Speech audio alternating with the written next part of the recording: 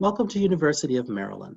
My name is James Massey, and I'm the Director of Undergraduate Admissions here at University of Maryland. It is my pleasure to welcome you and thank you for participating in the 2021 Estudios program. We are so very happy to have you here with us, and we are so very happy to connect with you. We value all of our students at the University of Maryland, but more importantly, we value the fact that this is a place where all of our students can be able to learn together, learn about themselves, and also learn about each other. We think that this is a great place for all of our students and our families to become part of the Maryland family and to catch our TERP spirit. So please know that our Office of Undergraduate Admissions is here to assist you. Again, we are so very happy to have you with us, and we certainly hope that you will find us to be a great resource as you think about becoming part of the TERP family.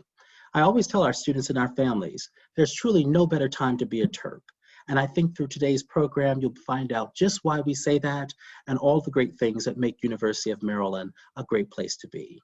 So again, welcome. Thank you for joining us. And we certainly hope to continue to connect with you and be able to share some of our TERP spirit with you.